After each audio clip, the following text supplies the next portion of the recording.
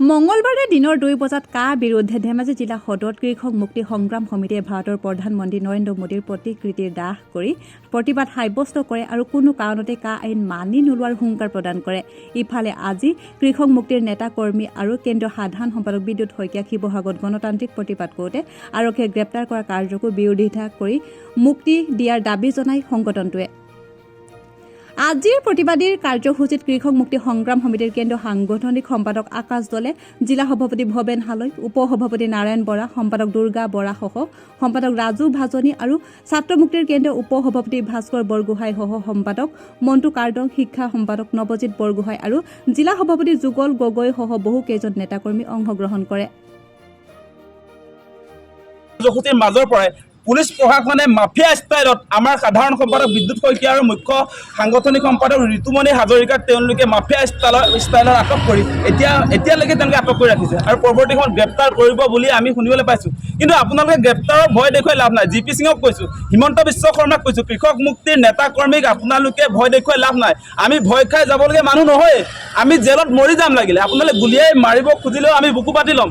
আমি কোনো কাৰণতে জাতিটোক ধ্বংস কৰিব পৰা নাগৰিকত্ব সংশোধনী আইন মানি নলওঁ। সেইটো আমাৰ ষ্ট্ৰেট ফৰৱাৰ্ড কথা। ইয়াৰ পৰা এক বিন্দু আমি কিছু সকি নাযাওঁ, সেই কথা আমি সকীয়াই দিছোঁ। আৰু আমি দেখিছোঁ আমাৰ নেতা কৰ্মীৰ ওপৰত সাংঘাতিক ধৰণৰ প্ৰেছাৰ।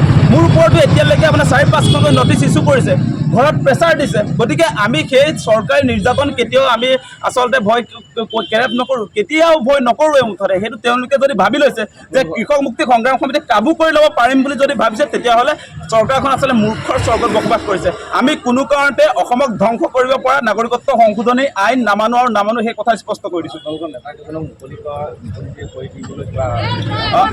আমি ইতিমধ্যে আমি কৈছোঁ যে আমাৰ যিকেইজন নেতাক ইতিমধ্যে আটক কৰি ৰাখিছে, গণতান্ত্ৰিক প্ৰতিবাদৰ মাজৰ পৰা আটক কৰি ৰাখিছে। পুলিচ প্ৰশাসন বা চৰকাৰৰ কোনো অধিকাৰ নাই যে গণতান্ত্ৰিক প্ৰতিবাদৰ পৰা আচলতে আটক কৰি তেওঁলোকক যে গ্ৰেপ্তাৰ কৰিব, তেনেকুৱা অধিকাৰ নাই। আচলতে সংবিধানৰ বা পুলিচৰ CRPC কোনটো অনুচ্ছেদত লিখা আছে যে এনেকৈ গণতান্ত্ৰিক প্ৰতিবাদ কৰা মানুহক এনেকৈ উঠাই লৈ আচলতে মাফিয়া ষ্টাইলত তেওঁলোকে বন্দী কৰি থ'ব। মানে লাহে লাহে হিমন্ত বিশ্ব শৰ্মাই আমাৰ মাত প্ৰকাশৰ স্বাধীনতা খৰ্ব কৰিছে। আপোনালোকে দেখিছে আমাৰ ৰাইট টু স্পীচ আছে নে নাই, ফ্ৰীডম অফ স্পীচ আছে, এক্সপ্ৰেছন আছে, আমি মত প্ৰকাশৰ স্বাধীনতা পাবই লাগিব।